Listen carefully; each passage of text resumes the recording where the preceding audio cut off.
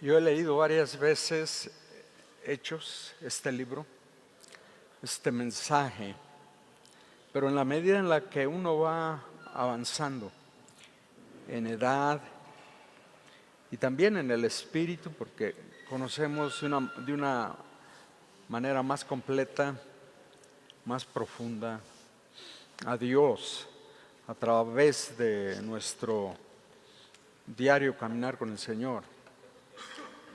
Hechos va profundizando cada vez más su mensaje.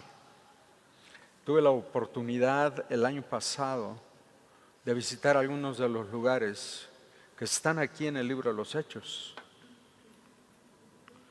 Y no es necesario visitar estos lugares para que el mensaje de Hechos alumbre y penetre nuestro corazón de la manera como es el plan de Dios, pero ayuda mucho. Y si ustedes tienen en alguna ocasión la oportunidad de visitar estos lugares de Hechos, o sea, Turquía ahora, que fue Asia Menor, Macedonia y Grecia y Roma, porque Roma es un punto clave en la vida del apóstol Pablo. Hay que aprovechar la oportunidad. A veces Dios abre esa oportunidad. Para mí fue una experiencia verdaderamente conmovedora y experimenté en varios lugares la realidad de la presencia del Señor.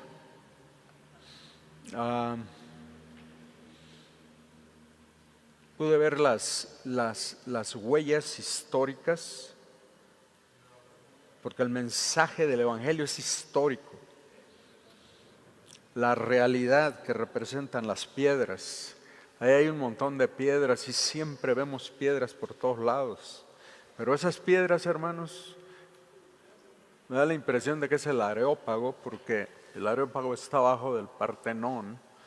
Y en esas piedras se paró Pablo y predicó ese famoso mensaje del libro de los Hechos a los que se reunieron allí en el Areópago. Y yo me paré allí y grabé un mensaje para la iglesia sobre las piedras de Pablo, donde Pablo se paró. Estuve en el tribunal donde es llevado Pablo en Corinto, el tribunal, y está el tribunal, está la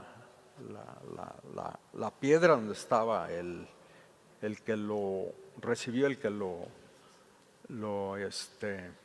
interrogó, y todo eso causa una impresión tan especial, porque ve uno allí las huellas históricas de lo que dice Hechos, y se da uno cuenta de lo que el Señor Jesús dijo, ¿verdad? Si esta generación, si ustedes callan, las piedras hablarán. Y hacemos un recorrido y las piedras nos hablan. Aleluya. Y la iglesia no ha callado, la iglesia sigue proclamando el Evangelio, pero las piedras hablan.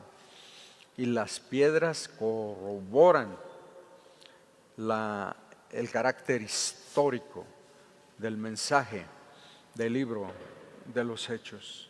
Entonces, realmente estoy espantado con Hechos. Al comenzarlo otra vez, a leer, a meditar, a reflexionarlo.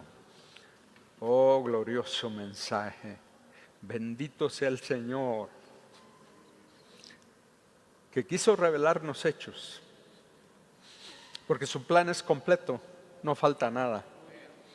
Aleluya. Entonces vamos a abrir otra vez nuestros Nuevos Testamentos en el capítulo en el capítulo 1 de Hechos, y vamos a leer otra vez esos primeros dos párrafos, hasta el versículo 11, Carlos, por favor, hasta el versículo 11, Hechos 1, 1 al 11. En el primer tratado, Teófilo, hablé acerca de todas las cosas que Jesús comenzó a hacer y enseñar hasta el día en que fue recibido arriba, después de haber dado mandamiento por el Espíritu Santo a los apóstoles que había escogido, a quienes también, después de haber padecido, se presentó vivo con muchas pruebas indubitables, apareciéndoseles durante 40 días y hablándoles acerca del reino de Dios. Y estando junto, les mandó que no se fueran de Jerusalén, sino que esperasen la promesa del Padre, la cual les dio por sí mismo. Porque Juan ciertamente bautizó con agua, mas vosotros seréis bautizados con el Espíritu Santo dentro de muchos días. Entonces los que se habían reunido le preguntaron diciendo: Señor, ¿restaurarás el reino a Israel en este tiempo? Y él les dijo: no os toca a vosotros saber los tiempos o las sazones que el Padre puso en su sola potestad, pero recibiréis poder cuando haya venido sobre vosotros el Espíritu Santo. Me seréis testigos en Jerusalén, en toda Judea, en Samaria, hasta el último de la tierra. Y habiendo dicho estas cosas, viéndolo ellos, fue alzado y le recibió una nube que le ocultó de sus ojos. Y estando ellos con los ojos puestos en el cielo, de tanto que él se iba, he aquí se pusieron junto a ellos dos varones con vestiduras blancas, los cuales también les dijeron: varones galileos, ¿por qué estás mirando al cielo?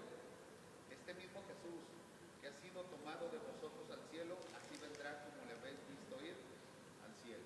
Aleluya. Y el próximo jueves quiero repasar la ascensión del Señor Jesús, así como lo presenta, resucitado. Me fascina esa escena. No les voy a quitar más que unos 5 segundos. Es la ascensión. Yo me la imagino así. No soy al Señor tranquilo, yéndose al cielo, sino es como una explosión atómica. ¡Bum! Aleluya. El poder extraordinario de Dios en todo el libro. Aleluya. Gloria al Señor. Y ese mismo poder está con nosotros, está en la vida de la iglesia, está en nuestra vida. Aleluya, aleluya, aleluya. Oramos, Padre. Bendícenos esta noche, bendícenos con tu poder, bendícenos con tu espíritu. Te amamos, Padre Celestial, en el nombre de Jesús. Y por el poder del Espíritu Santo te podemos decir: papito.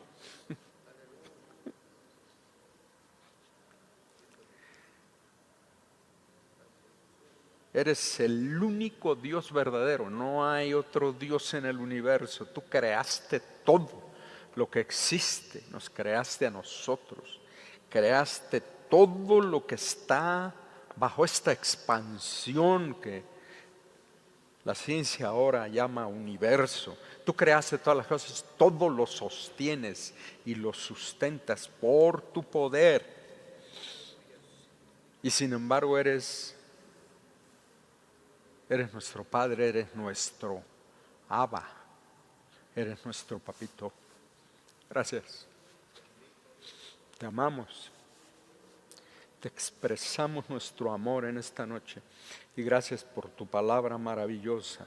Gracias por Lucas, Señor, que se prestó para que tú inspiraras en él este mensaje que viene a llenar todos los vacíos, los huecos que pudieron haber quedado en la revelación de tu nuevo pacto.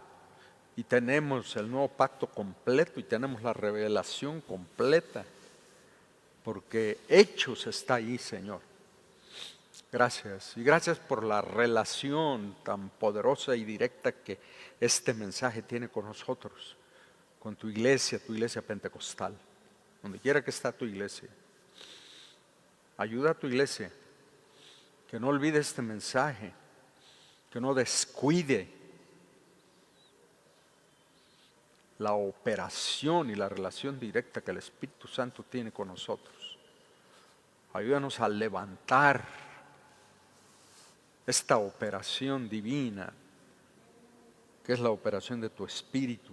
Ayúdanos a ser una iglesia viva, empoderada todo el tiempo, por tu presencia en medio de nosotros. Santo Espíritu de Dios, muévete en medio de nosotros con toda la libertad. Elimina todo aquello que puede impedir, que puede obstaculizar a un Señor. Si tiene que ver con vidas, tú glorifícate al precio que sea en la vida de Manuel. Limpia a Manuel cada día. Limpia lo que estorbe, Señor. No importa lo que sea, límpialo por amor de tu nombre. No hay nada que anhelemos más que tu gloria en medio de nosotros. Aleluya. Aleluya. Cumple tu promesa en esta noche, Señor. Tu palabra no volverá a ti vacía, sino que cumplirá el propósito por el cual ha sido enviada y ha sido revelada. A través de Lucas la recibimos, Señor. Aleluya. Aleluya. Amén. Amén. Aleluya. Aquí estamos. El libro de los Hechos y la geografía del libro de los Hechos. Nos proponemos en este estudio, con este estudio, obtener un conocimiento panorámico del contenido teológico y de la geografía de este documento. La geografía es muy significativa y vamos a ir avanzando y vamos a irnos conectando con la geografía, porque la geografía ahí está y la podemos visitar cuando querramos y vamos a encontrar lo que Hechos dice, lo vamos a encontrar allí. Y llegamos a Éfeso y ahí está el templo. Se ha preservado, la iglesia en Éfeso se ha preservado a través de los siglos. Y es uno de los edificios más hermosos. Éfeso es una de las ciudades mejor preservadas de la antigüedad. Y toda la elegancia que los griegos le dan a los edificios, ahí está. Y uno puede prácticamente ver a Pablo. Y ahí está la geografía, entonces estamos conectados. Vamos a visitar la celda de Pablo en Roma cuando lleguemos a Roma en su cuarto viaje misionero, porque hay un cuarto viaje que Pablo hace, no solo los 3 viajes hasta Grecia, pero luego es llevado en cadenas a Roma y está preso 2 años en Roma y lo ponen en libertad y se viene hasta España y predica el evangelio y luego regresa a darle una vuelta a las iglesias establecidas en Asia. Ese cuarto viaje misionero está en las pastorales y lo podemos seguir detalladamente. En las pastorales está ese viaje, el cuarto viaje que Hechos no registra, y es arrestado en Éfeso. Él se despide de su tercer viaje misionero en Éfeso y llama a los ancianos de Éfeso, bueno, no en Éfeso, pero entre Éfeso y el puerto donde él desciende para reunirse con los ancianos de Éfeso, y les recuerda a los ancianos de Éfeso y les da un mensaje muy impresionante a los ancianos de Éfeso, y de ahí va a Jerusalén, y en Jerusalén es arrestado y traído a Roma. Pues en el cuarto viaje misionero regresa a Éfeso, porque él le dedicó 3 años a Éfeso. En ningún otro lugar se detuvo tanto tiempo como en Éfeso. Y ahí regresa y ahí lo arrestan por segunda vez y lo traen a Roma, pero ahora sí para ejecutarlo. Ya viene sentenciado. Cuando él llega a Roma lo llevan directamente, ya no a una casa, porque en el primer encarcelamiento él estuvo en una casa rentada y desde allí escribió todas las epístolas carcelarias. Pero ya en el cuarto viaje ya no es llevado a una casa, es llevado directamente a la cárcel municipal de Roma, y ahí está la cárcel, ahí está la celda, está el edificio completo y es un museo, y está la mazmorra abajo, la celda donde estuvo Pablo y donde estuvo Pedro, y uno puede pasar ahí tiempo Y ahí pasé yo mucho tiempo llorando. Y había un jovencito a mi izquierda que estaba ahí cerca, me había agarrado también de la herrería, de la celda, y lo vi que estaba llorando. Y porque uno puede ver a Pablo, verá, en esa mazmorra fría, húmeda, abajo en el fundamento del edificio, pura piedra fría, y uno puede verlo, porque ahí está, se preservó, tal cual. Ahí estuvo Pablo, y de ahí fue sacado Pablo a la Vía Apia y fue decapitado, y allí llegó, después de que sacaron a Pablo, trajeron a Pedro, y Pedro estuvo ahí también, pasó un tiempecito allí, preso, y luego lo sacaron y lo ejecutaron a él, crucificándolo, como dice la historia, crucificándolo de cabeza, porque él dijo: yo no soy digno de morir como mi Señor, crucifíquenme, pero de cabeza, y lo crucificaron de cabeza. Y así mueren, así parten a la presencia del Señor los grandes siervos de Dios. Esos son los grandes siervos de Dios. No reciben ninguna honra, ninguna glorificación de nada, ninguna mención. Mueren ejecutados, mueren decapitados, mueren crucificados de cabeza, mueren torturados. Esos son los siervos de Dios. Esos son los apóstoles, no los apóstoles contemporáneos. Esos son los apóstoles. Aleluya. Entonces es impresionante.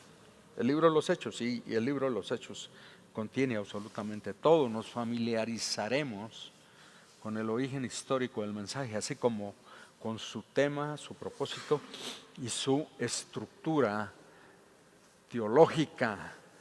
Aleluya. Aleluya. Entre los escritos del Nuevo Testamento, Hechos ocupa el lugar único y singular, un lugar único, un lugar muy especial, el libro de los Hechos. No hay documentos en el Nuevo Testamento, es decir, no hay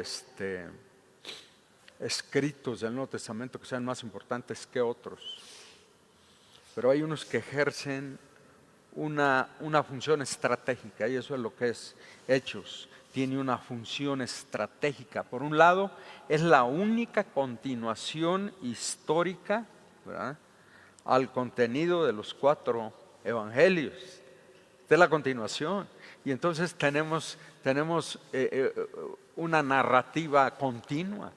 Termina el mensaje de los evangelios, inmediatamente se conecta con Hechos y entendemos lo que sigue. ¿Qué sigue después de que el Señor Jesús asciende a la diestra del Padre? ¿Qué sigue? Ahí está Hechos, y nos dice exactamente lo que sigue, ¿verdad? Exactamente lo que sigue después de que se cierra el telón, ¿verdad?, del reporte glorioso de los 4 evangelios, que son 4 enfoques diferentes al ministerio terrenal del Señor Jesús, y que se complementan de una manera perfecta. No puede faltar ni uno de los 4. Los 4 se complementan de una manera perfecta, porque es el Espíritu Santo quien los inspira. No es Juan, Mateo, Lucas, Marcos quienes hacen el plan. El Espíritu de Dios hace el plan y los usa a ellos como instrumentos. Entonces tenemos un panorama completo en los evangelios, pero ahí está Hechos, que conecta los evangelios, el mensaje de los evangelios, con lo que la iglesia hace, la conformación de la iglesia, saliendo hasta los confines de la tierra para predicar el evangelio, llegando hasta España, que es la frontera occidental extrema del mundo en aquel tiempo, del mundo conocido en aquel tiempo, hasta España, hasta donde habían llegado los romanos. Faltó pasar nada más a Inglaterra, pero llegó a España. Aleluya, gloria al Señor. Y por otra parte, Hechos constituye el trasfondo histórico de la actividad apostólica de Pablo y de casi todos sus escritos. Solo las pastorales no entran en el esquema del libro de los Hechos, por eso casi todos sus escritos. Las pastorales las escribe Pablo ya en su cuarto viaje. Lucas lo acompaña hasta Roma en el primer encarcelamiento y hasta ahí escribe Lucas. Pero Pablo se encarga de lo demás, escribe las epístolas pastorales y se completa el panorama, el esquema. Entonces, el trasfondo histórico de todos sus escritos. Sin hechos sería difícil entender el ministerio y los escritos de Pablo. Sin hechos, y nada más si hubiéramos las epístolas así, estaría incompleto, ¿verdad? Necesitaríamos un trasfondo ahí. Hechos proporciona ese trasfondo, el trasfondo a todos los escritos de Pablo y aún el trasfondo al ministerio de Pedro. Aún entendemos el ministerio de Pedro por Hechos. Nos encontramos a Pedro en varios contextos. Nos lo encontramos en Antioquía, a Pedro, en Antioquía, manifestando todavía la falta de comprensión del Evangelio. Pedro todavía tiene mucho temor, todavía le tiene mucho miedo a los judíos, todavía, y lo tiene que confrontar Pablo, el discípulo menor, el apóstol menor, lo tiene que confrontar, le tiene que decir: no seas hipócrita, madura, crece, sé valiente, compórtate como hombre, enfréntate a lo que venga. Nos consta este mensaje y Pablo acaba de convertirse, acaba de ser convertido y ya confronta a Pedro allí en Antioquía. Y así nos lo encontramos, ¿verdad? Así nos lo encontramos en Jerusalén a Pedro otra vez. Así que Hechos constituye también el trasfondo del ministerio de Pedro, el líder apostólico, a quien el Señor Jesús nombró como líder apostólico, el que va por delante en esa primera etapa en la que el ministerio de la iglesia cobra fuerza y sale de Jerusalén e invade todos los rincones de la tierra. Tuvimos aquí al hermano Robert, no puedo pronunciar su apellido, pero ustedes lo recuerdan, de la India, ¿verdad? Que nos comentó lo que para nosotros ha sido una tradición, porque hemos oído esa tradición. No, dice él, no es tradición, es la puritita verdad, ¿verdad? Es la puritita verdad. Tomás llegó a la India y plantó la iglesia en la India. El mover poderoso de Dios a través de esa generación de líderes, de apóstoles. Entonces,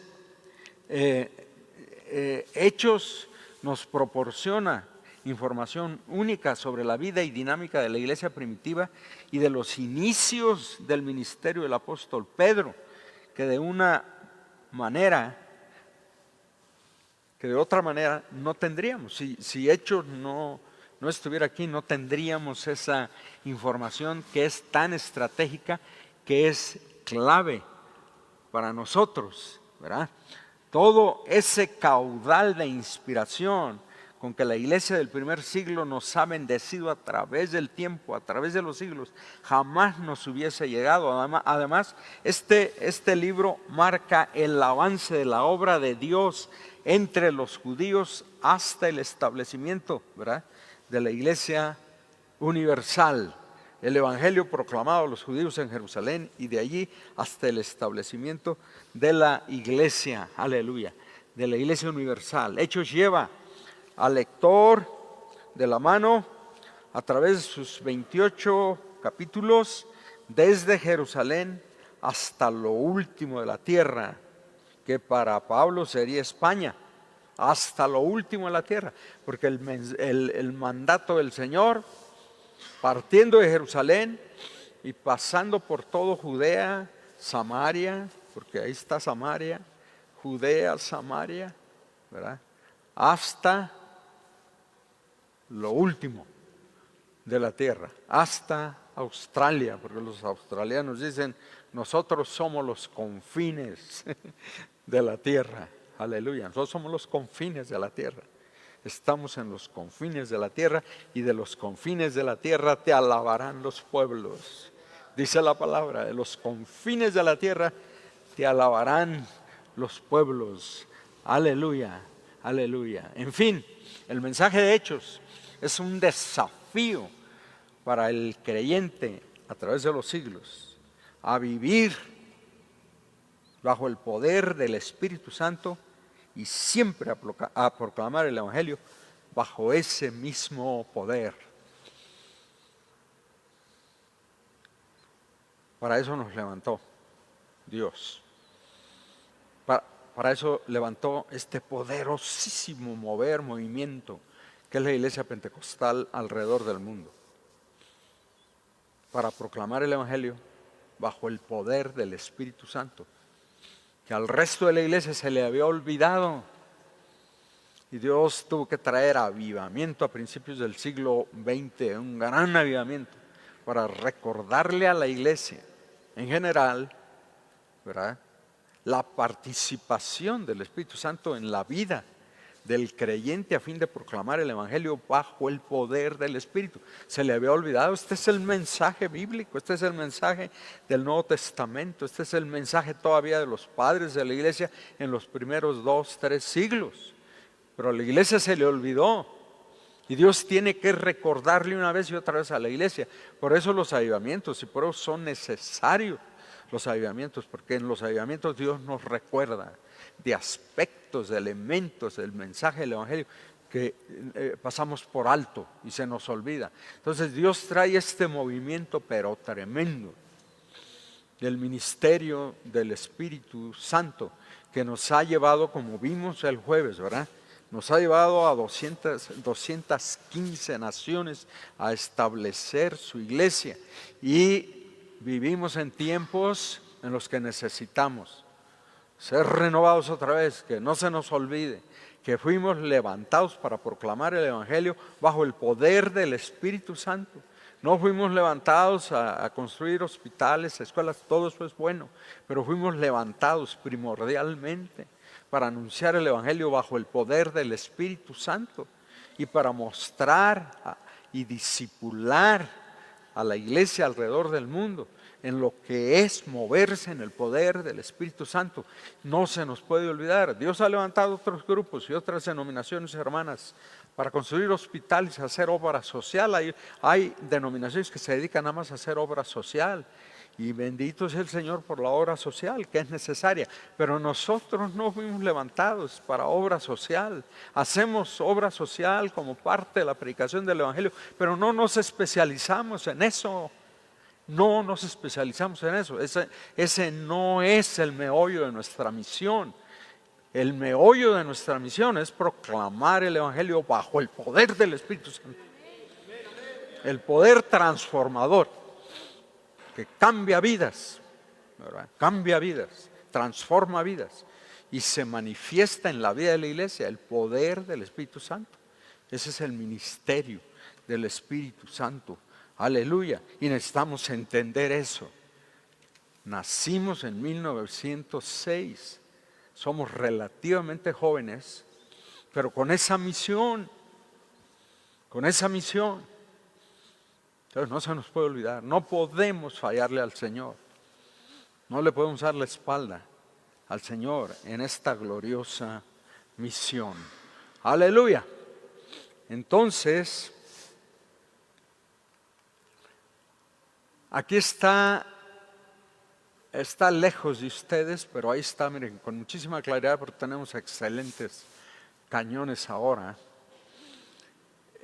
La geografía, pero vamos a ir parte por parte. Vamos a seguir a Pablo en su primer viaje misionero, en la geografía del primer viaje misionero, de Antioquía a Asia Menor, a la parte sur de Asia Menor. Y luego lo vamos a acompañar en su segundo viaje misionero, que ya en su segundo viaje misionero ya llegó hasta la península, hasta Acaya, ¿verdad?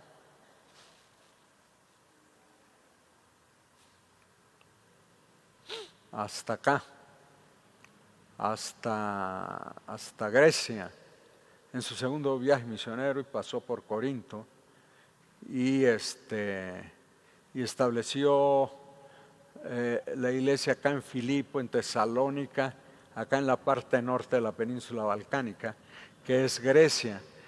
Y en su tercer viaje confirma la obra en todas esas regiones, en toda Turquía y Acaya, la península balcánica.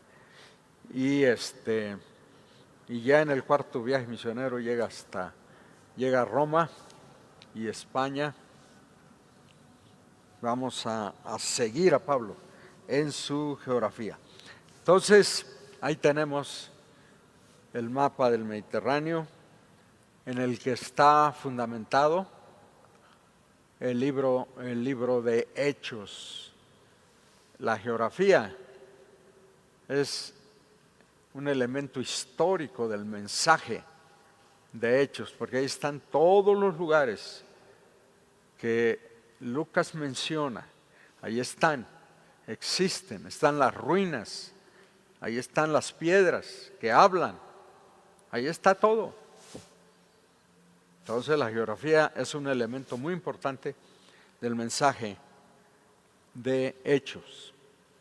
Entonces vamos con los elementos del trasfondo histórico de este mensaje. Miren, comenzamos con el título Hechos, Hechos de los Apóstoles, así como aparece en nuestras Biblias, Hechos de los Apóstoles, aunque entendemos que son los hechos del Espíritu Santo, después de la ascensión del Señor Jesús. Pero bueno, Lucas escribió su Evangelio y luego el libro de los Hechos como una continuación del contenido del Evangelio. Es decir, Lucas escribe el Evangelio según San Lucas y escribe el libro de los Hechos, pero como un solo documento, como un solo libro. Él no estaba pensando en dos tomos cuando se lanzó a escribir la historia de los hechos de los apóstoles o de los hechos del Espíritu. Pero se topó con el problema de la extensión de los documentos, de las publicaciones literarias en sus días. El tamaño de los libros en sus días se escribía en rollo, no se escribía en códice. El códice vino después. El códice es el encuadernamiento. No existía esa tecnología. Entonces se escribía en rollos. Los rollos medían entre 45 centímetros, tal vez 50, pero 45, 48 centímetros de ancho los rollos y 4 metros de longitud. ¿Dónde serán 4 metros de aquí a la plataforma allá? ¿Quién me dice? 4 metros. ¿Hasta dónde? ¿Hasta allá? Ok. Entonces nos podemos imaginar claramente, ¿verdad? El tamaño. Ese era el límite para escribir un libro. Y se escribía así, ahí están los rollos, ¿verdad? Los podemos ver. Los rollos. Hay un rollo ahí en la Biblioteca Británica del Evangelio de Lucas, una publicación del Evangelio de Lucas, y en rollo, 4 metros. Y entonces él se topó con esa limitante. No cupo en el primer rollo, no cupo Hechos, cupo nada más al Evangelio. Entonces, bueno, escribo 2, y por eso cuando introduce el libro de Hechos a quien escribe, porque él escribe a un excelentísimo Teófilo. No sabemos quién es, pero él escribe el Evangelio y escribe el libro de los Hechos oh excelentísimo Teófilo. En el primer tratado, en el primer rollo, te expliqué la vida, lo que hizo el Señor Jesús aquí sobre la tierra, ¿verdad? Y ahora, ¿verdad?, te comparto lo que siguió en el segundo. Entonces, Lucas escribe los dos libros, el Evangelio y el libro de Hechos, y los escribe en dos tomos, en dos rollos, precisamente porque no cupo en el primero el libro de los Hechos, no había forma. El Evangelio de Lucas también es bastante extenso, y Hechos, 28 capítulos, bueno, esas son divisiones artificiales que se hicieron después, pero el tamaño del libro de los Hechos es también extenso. Entonces, dos rollos escritos por Lucas. Entonces, aquí tenemos, con el tiempo hubo la necesidad de agrupar los 4 evangelios y la sección de Hechos quedó solita. Lucas se agrupó con Mateo, Marcos y Juan, y Hechos quedó solo, pero los dos los escribió Lucas. La comunidad cristiana le comenzó a llamar los Hechos de los Apóstoles debido a su contenido. Leyendo el contenido de Hechos, llegaron a la conclusión de que se trataba de Hechos de los Apóstoles.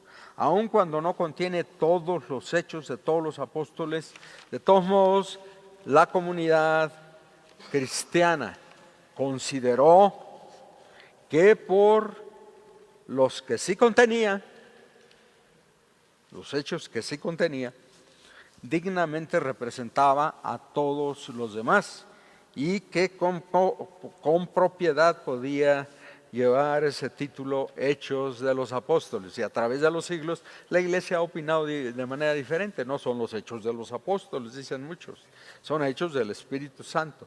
Pero entendemos lo que la iglesia quiso decir cuando le puso como título los Hechos de los Apóstoles. Aleluya, aleluya. Nosotros le podemos poner el título que querramos. El título no es inspirado. Inspirado es el contenido. Eso es lo que... El contenido es lo que importa y lo que pesa. Entonces, cualquier título que le querramos poner está bien. El primer testimonio escrito, miren, donde aparece este libro con el título de Hechos, es un prólogo que alguien escribió al Evangelio de Lucas alrededor del año 150. Un Evangelio de Lucas alrededor del año 150. Puede ser el Evangelio que yo vi, puede ser ese. En el año 150 se copió este Evangelio de Lucas. Y aquí el Evangelio tiene un prólogo que se escribe contra el hereje, un líder de la iglesia primitiva que se desvió, Marcio, algunos le llaman Marcio, famoso líder hereje, que se desvió, no entendió muy bien, ¿verdad? No entendió muy bien la naturaleza del Señor Jesús, no entendió muy bien y se desvió. Entonces lo atacan los padres de la iglesia, los líderes de la iglesia de este tiempo, señalan su error. Y el prólogo contra Marcio contiene este Evangelio de Lucas del año 150, y ahí se menciona, en el prólogo se menciona, ¿verdad?, el segundo libro de Lucas, el segundo tratado de Lucas, que es el libro de los Hechos, y ya se le llama Hechos. Esa es la primera referencia en la historia de Hechos, la primera referencia de manera escrita que se hace a este documento como Hechos, y desde entonces se llama Hechos de los Apóstoles. Eso es en lo que tiene que ver con el título, Hechos de los Apóstoles. Aleluya. Pero es un título que le pone la iglesia, no es un título que Lucas le haya puesto a este documento, él simplemente lo escribió y la iglesia se encargó de ponerle el título. Lo que sucede con la mayoría de los libros de la Biblia, la mayoría de los libros de la Biblia tienen títulos que la comunidad de los creyentes han proporcionado. Así que no discutimos los títulos de los libros. Hechos de los Apóstoles, así apareció. En lo que tiene que ver con el autor, ¿quién escribe? El autor humano, Lucas, ¿verdad? El autor humano. El libro de los Hechos es el segundo, ¿verdad? Es el segundo volumen de una serie de 2, como ya lo dijimos. Ambos dirigidos al excelentísimo Teófilo y escritos por un compañero y colaborador de Pablo llamado Lucas, el médico amado. Colosenses 4:14, alguien léame Colosenses 4:14, aleluya, es el médico amado. Porque luego lo seguimos a Lucas.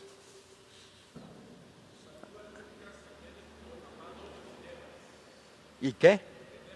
Ajá. ¿Escucharon? No. Más fuerte, Johanan. Y Demas. Os saluda el médico amado y Demas, que son compañeros de Pablo en el ministerio. Colosenses. ¿Dónde está Pablo cuando escribe Colosenses? ¿Alguien recuerda? ¿Dónde está Pablo cuando escribe Colosenses? En la cárcel en Roma, precisamente, en el primer encarcelamiento. Entonces Lucas está con él en la cárcel en Roma y se cree que este es el tiempo que Lucas aprovecha para escribir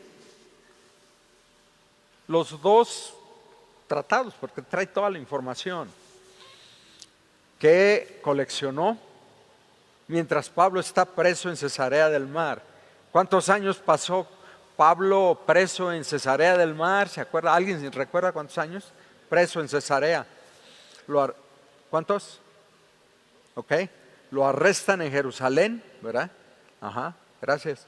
Lo arrestan en Jerusalén y es traído para ser juzgado en Cesarea del Mar. Y ahí lo detienen 2 años, 2. Y se aburre de estar ahí. Y apela a César. Pero es plan del Espíritu, porque tiene que venir a Roma en cadenas. Entonces, como apela a César,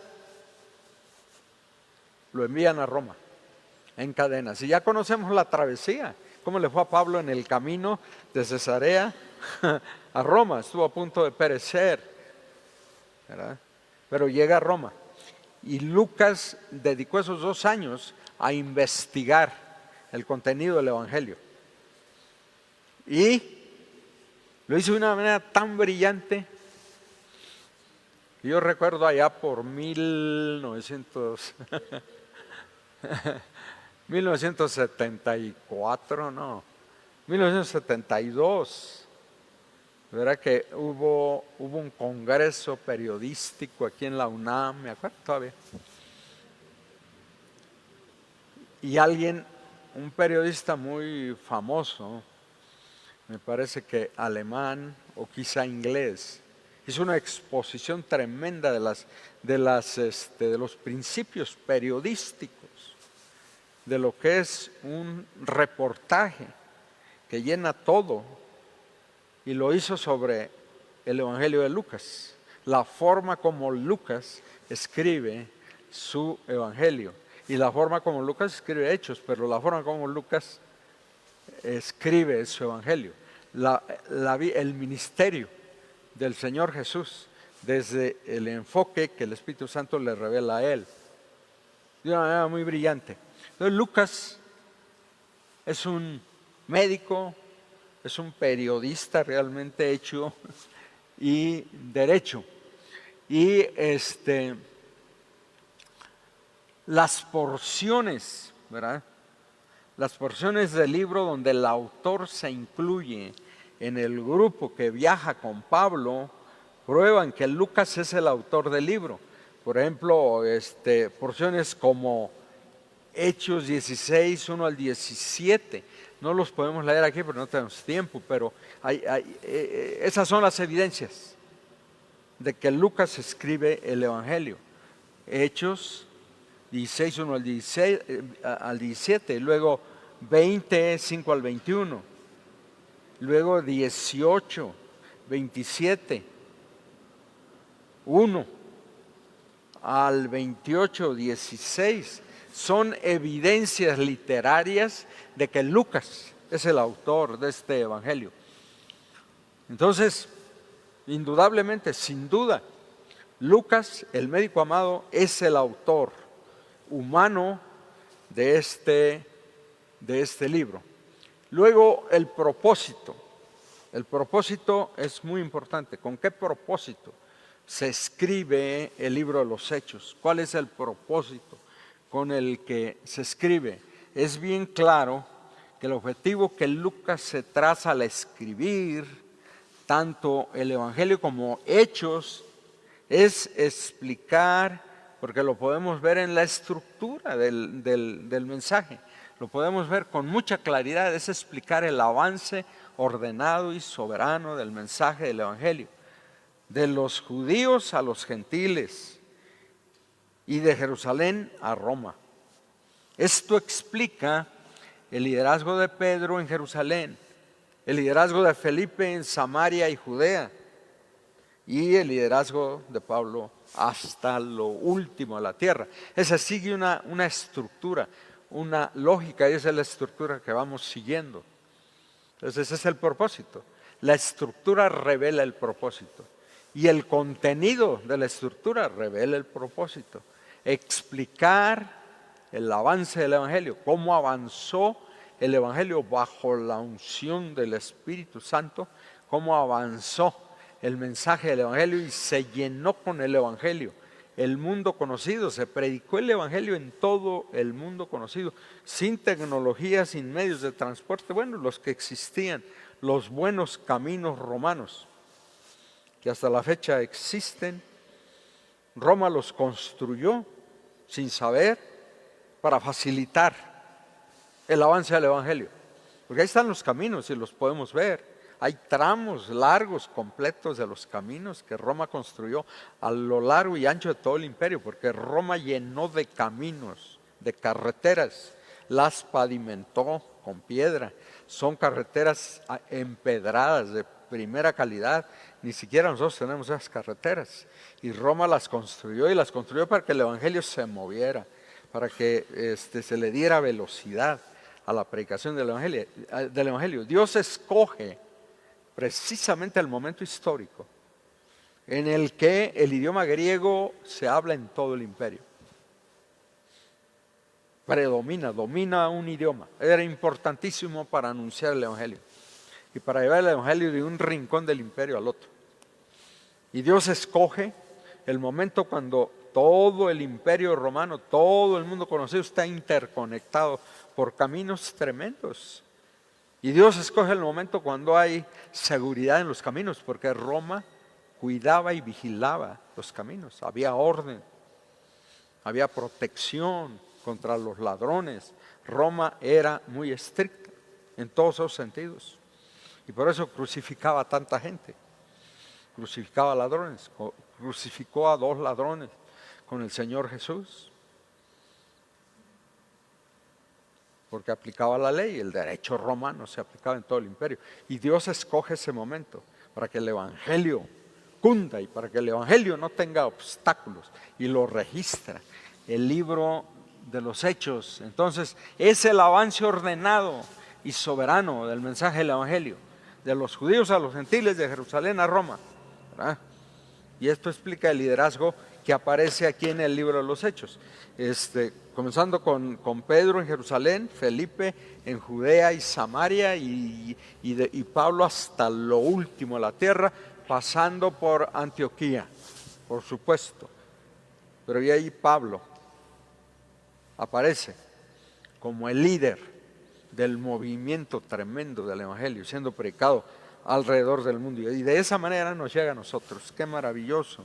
Es el Señor. Y vamos con la fecha de composición. La fecha de composición, ¿en qué año se escribe el libro de los Hechos? Hechos no menciona dos eventos que son determinantes en el mismo contenido del libro, no los menciona. No menciona la destrucción de Jerusalén que ocurrió en el año 70 bajo el liderazgo del general Tito. Vino Tito, sitió Jerusalén y la destruyó, 2 años de sitio. Y tomó Jerusalén.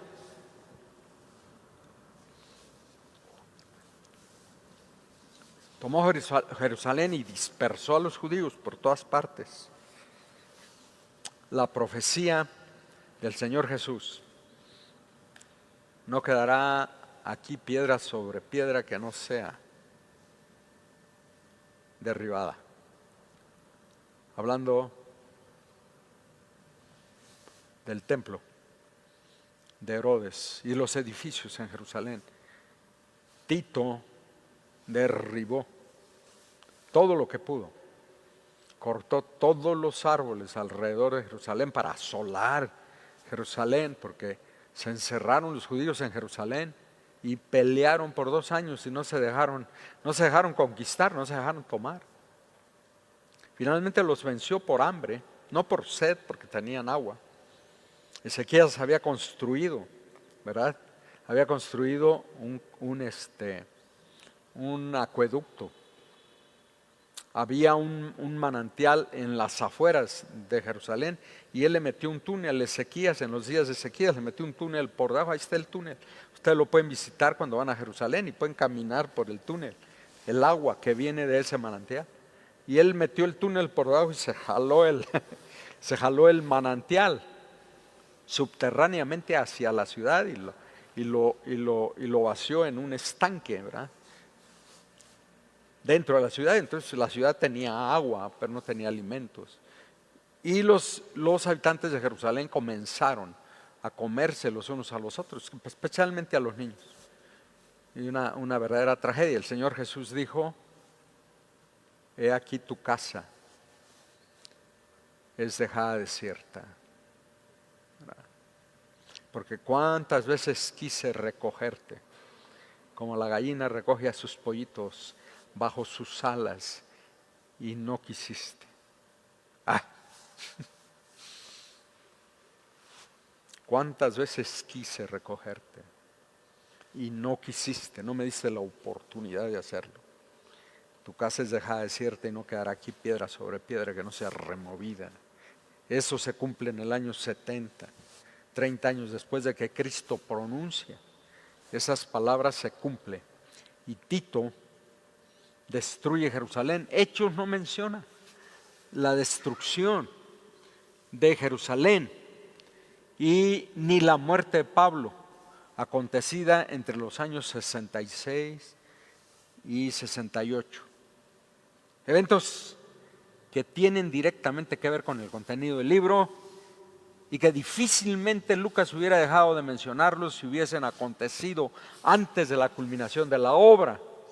Entonces, con muchísima seguridad, la conclusión inevitable de la iglesia que vivió los siglos de la formación del canon del Nuevo Testamento es que Lucas irrefutablemente escribió el libro de Hechos, acompañando a Pablo en Roma entre los años 60 y 62. Se escribe el libro de los Hechos, entre el 60 y el 62.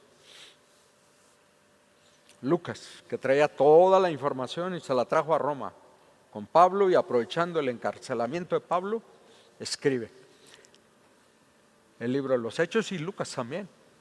Entonces, ahí tenemos, esas son las evidencias históricas del año en el que se escribe el libro. Y vamos rapidito con la composición, con la estructura, la estructura. Ahí está, la estructura teológica del libro. Ahí están las tres fases que el libro refleja, y vamos a seguir esas tres fases para ir apreciando el avance del Evangelio hasta llegar a tierras mexicanas, tierras aztecas y purépechas y todos los... Yo soy purépecha, por eso menciono a los purépechas. No se pueden quedar atrás los purépechas. Son michoacanos los purépechas. Les dicen tarascos, pero ellos no son tarascos, son purépechas. Entonces, el mensaje desde Jerusalén hasta aquí, hasta esta tierra, es escalofriante el poder de Dios, su sabiduría y su plan para alcanzarnos a nosotros. Y aquí estamos, conociendo al Señor. Bueno, aquí está la estructura del libro. Todo el libro de Hechos gira alrededor de 1:8, donde el Señor entrega a sus discípulos la estrategia de avance de la misión de la iglesia en tres fases. Y aquí están las tres fases. De Jerusalén, donde la misión es a los judíos, es la primera fase. La predicación de la ley, muchos judíos se convierten en Jerusalén. Líderes importantísimos en la vida de Israel se convierten, como Nicodemo, líderes del tipo, del calibre de Nicodemo, se convierten al Señor en este periodo, que son varios años, entonces de Jerusalén a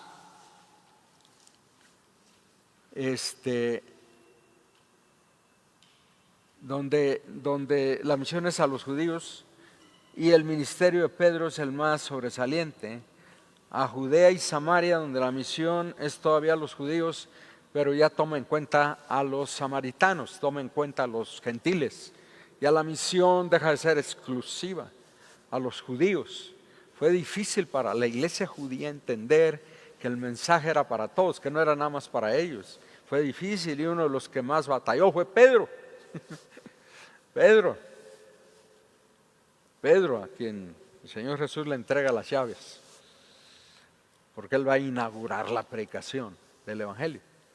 Entonces le entrega las llaves.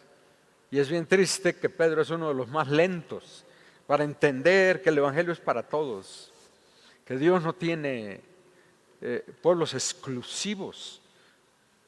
Tomó a Israel porque tenía un propósito específico con él, pero no porque Dios considere a los judíos una raza exclusiva. Muchas veces les dijo: ustedes son de los peores de los seres humanos sobre la tierra, pero es la gracia de Dios. Por mi gracia, por misericordia, es que ustedes fueron escogidos en Abraham. Entonces les cuesta, pero ya en esa fase ya se toma en cuenta a los samaritanos, que son gentiles, y de allí hasta lo último de la tierra, donde la misión de la iglesia se enfoca completamente en los gentiles, pero sin olvidar los judíos, porque ustedes recordarán a Pablo, siempre llega a un lugar, en Asia y en Acaya, en Asia y en Grecia, siempre llega a un lugar y lo primero que hace es ir a la sinagoga de los judíos, porque los judíos, primero, que se reconcilien con Dios, y cuando los judíos lo desechan, él se va a su misión, a lo que Dios lo llamó, a los gentiles. Los gentiles me van a recibir, los gentiles siempre lo recibieron, y se estableció la iglesia. Allí en Grecia es impresionante porque en el momento cuando Pablo desciende, viene de Filipos y desciende a Atenas, es el apogeo de la intelectualidad griega. Es la escuela de Atenas en su apogeo. Los grandes filósofos enseñan en la escuela de Atenas. Los grandes filósofos, Aristóteles, ¿verdad? Aristóteles y la fila de filósofos están activos en ese momento, produciendo y escribiendo y ansiosos por escuchar cosas nuevas. Y parte de eso es lo que le pasa, porque Pablo llega a Atenas y se va a la agora, que es el mercado. Porque el mercado no solo vende cosas, sino que tiene un auditorio donde llegan ahí a resolver los problemas de la ciudad, y ahí llegan los filósofos y los entendidos y los intelectuales, y ahí discuten temas, y ahí se resuelven los problemas de la ciudad, y se resuelve todo eso. Y él se va allí y comienza a predicar el evangelio en la parte afuera del mercado, comienza a predicar. Y lo escuchan precisamente intelectuales que llegan ahí a discutir y dicen, ¿qué algarabía te traes, Pablo? A ver, vente para acá y explícanos, ¿qué predicas? Y se lo llevan arriba a la loma, al cerro, al Areópago, que es el lugar donde se escuchan las filosofías nuevas. Y de eso él estaba pidiendo limosna. Entonces se lo llevan allá y ahí les predica a los filósofos. Y yo me paraba allí y estoy pensando, qué tremendo. Es el poder de Dios descargado sobre un hombre que no les tiene miedo a los filósofos.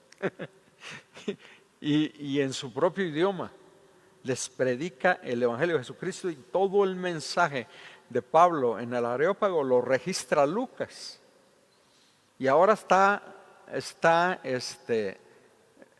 estampado en la roca. Al comenzar a subir al Areópago está el mensaje completito en griego koiné, como Pablo lo pronunció.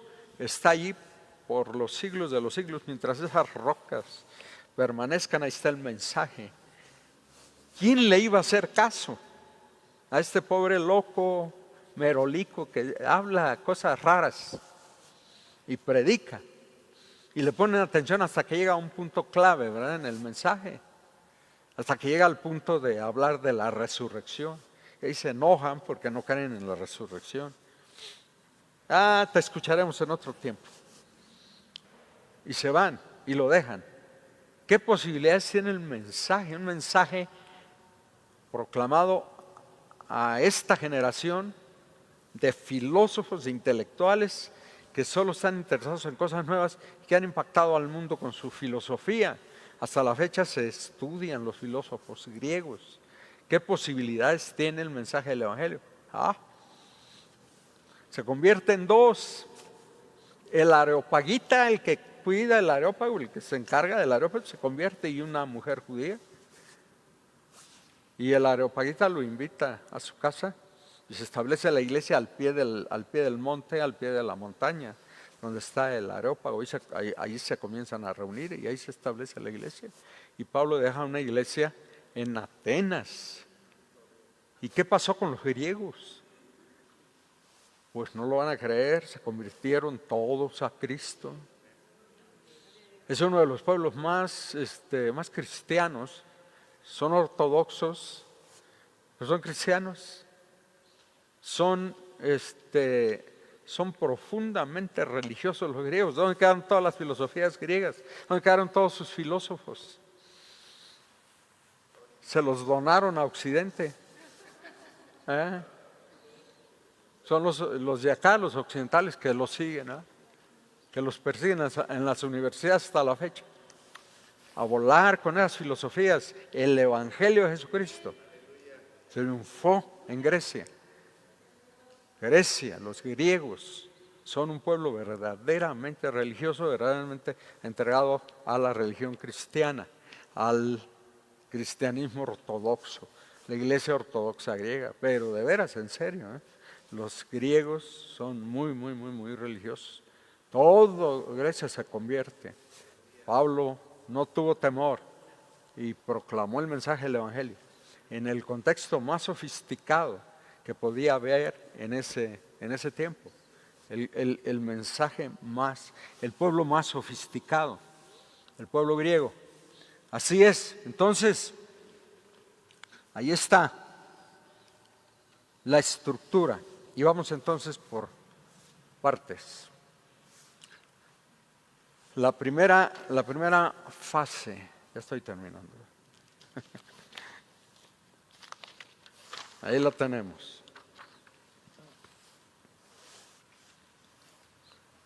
Capítulo 1, versículo 1 al 8:4. La primera fase. Y lo vamos a mantener en mente porque vamos a ir avanzando punto por punto, despacio, saboreando el mensaje del libro de los Hechos.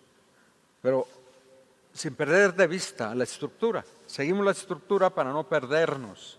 La misión de la iglesia desde Jerusalén. Hechos 1, 1 al 8, 4. Se enfocan los judíos en Jerusalén en su totalidad. El líder en esta primera fase es Pedro. Esta fase dura 2 años, del año 33 al 35 después de Cristo. Y el contenido principal de esta fase lo representan estos 2 puntos importantes. La unción de la iglesia, capítulo 1, 1 al 2, 47, ¿verdad? Pentecostés. Vamos a disfrutar esa primera parte. Aleluya. ¿Hay alguien aquí que no haya recibido el bautismo con el Espíritu Santo con la evidencia inicial en hablar en otras lenguas? ¿Hay alguien aquí? Levante la mano, quiero ver. Ok. ¿Alguien? Ok. Ese día nos vamos a preparar, Paco. Y ustedes van a recibir el bautismo con el Espíritu Santo. Aleluya. Sí. Entonces la unción de la iglesia, el descenso del Espíritu Santo sobre la iglesia, y ya no se fue, ya no se ha ido, aquí sigue. Y el avivamiento de la iglesia, tremendo avivamiento, 3:1 al 8:4, un mover revolucionario. La iglesia en Jerusalén y la iglesia saliendo a predicar el Evangelio por todas partes. Es la primera fase. Jerusalén. Dios en su infinita misericordia enfocando a los judíos. Y luego la segunda, la misión de la iglesia en Judea y Samaria. Una vez que los expulsan a la iglesia, la echan fuera. Una gran persecución vino después de 2 años a Jerusalén. Y la iglesia toda salió, excepto los apóstoles, dice Lucas. Los apóstoles permanecieron en Jerusalén, pero la iglesia salió. La iglesia se fue. Y se fue fuera de Jerusalén, a Judea, a Samaria, y llegaron hasta Antioquía. Pero del capítulo 8, versículo 5 al 12, 25, tenemos la segunda fase. Se enfocan a los judíos y también a los samaritanos. Empieza la iglesia a enfocar en los gentiles. No completamente, pero empieza. Entonces es un proceso tremendo por la unción del Espíritu que los va llevando a los gentiles. 8.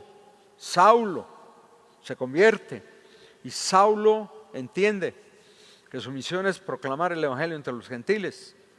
Y el Espíritu de Dios le dice a Saulo lo que tiene que sufrir. Aleluya. Porque yo le he dicho lo que le conviene sufrir por causa del Evangelio, porque se dedicó a perseguir la iglesia, a destruirla durante el tiempo de la primera fase. Saulo era el principal perseguidor de la iglesia.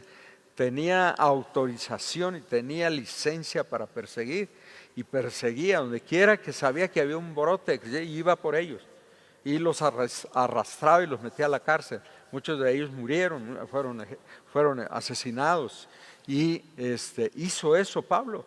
Y Pablo sufrió mucho en su conciencia. Luego que se convierte y entiende qué barbaridad. O sea, me levanté contra el Todopoderoso. Dura cosa te es dar coces contra el aguijón. Dura cosa te es dar coces contra el aguijón, Pablo. Entonces, aquí está. La iglesia se enfoca en los judíos y en los samaritanos. Y Felipe sobresale como líder. Felipe el diácono, ¿verdad? Felipe el diácono sobresale como líder en esta fase. Dura 13 años esta fase, del año 35 al 48, vamos avanzando, del año 35 al 48, y contiene la expansión de la iglesia de Jerusalén hasta Antioquía. Que Antioquía, la iglesia en Antioquía crece y prospera en este tiempo. Pero ya Pablo forma parte de la iglesia en Antioquía, y ahí es Pablo el que comienza. Porque finalmente es la iglesia de Antioquía que llama a Pablo y llama a Bernabé y los bendice y los comisiona y los manda a predicar el evangelio en su primer viaje misionero. Y salen de Antioquía, donde había profetas y profetisas. Una iglesia que creció rápido, empoderada, y donde Dios levanta hombres y mujeres también, ungidos con el poder del Espíritu Santo. Y luego viene la tercera fase, hasta donde el libro de Hechos nos lleva. La tercera fase, que es la misión de la iglesia hasta lo último de la tierra, así se llama. Capítulos 13, 1 al 28, 31, y hasta ahí llega Lucas, hasta el 28, 31. Se enfoca totalmente a los gentiles sin olvidar a los judíos. Pero los gentiles son el punto, los gentiles. Y no se olvida a los judíos, se les sigue predicando el evangelio a los judíos. Pablo es el líder de esta fase de avance, indiscutiblemente Pablo. Dura 14 años, del 48 al 62, cuando Pablo termina su misión en Asia y es llevado a Roma. Hasta ahí marca Lucas esta fase, y su contenido son los 3 viajes misioneros de Pablo, 13:1 al 21:16. Están los 3 viajes de Pablo que vamos a seguir punto por punto, y los 3 juicios de Pablo que siguen del capítulo 21, 17 al 28, 31. Los 3 juicios. No cubre el 4.º viaje misionero, donde Pablo es arrestado en Éfeso y llevado a Roma. Esa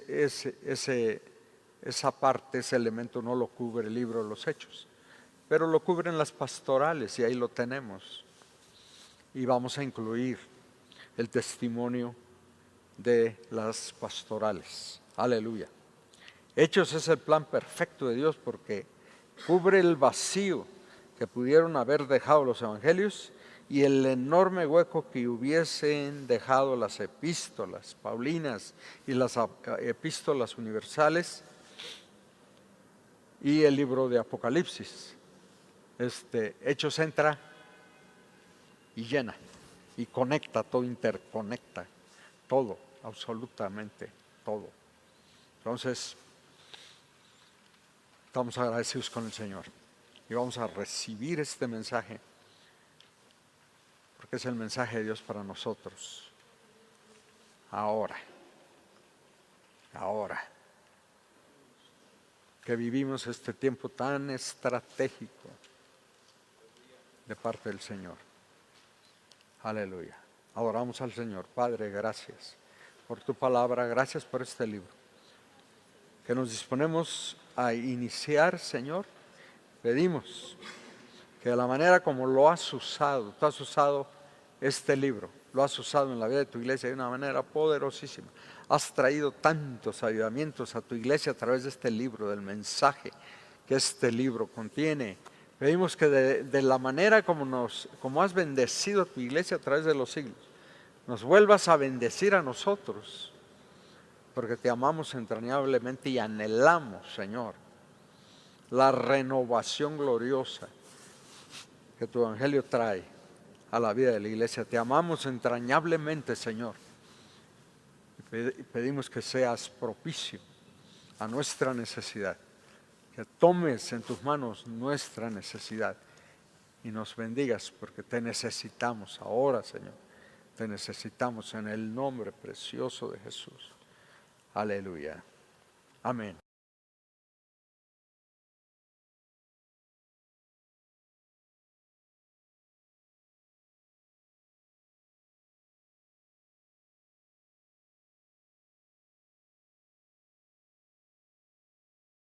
Nos ponemos en pie. Los esperamos en la escuela dominical y en el culto el domingo. Aleluya. Gloria al Señor. Ustedes en casa, pónganse en pie también. Levantamos nuestra mano derecha al Señor. Jehová te bendiga y te guarde.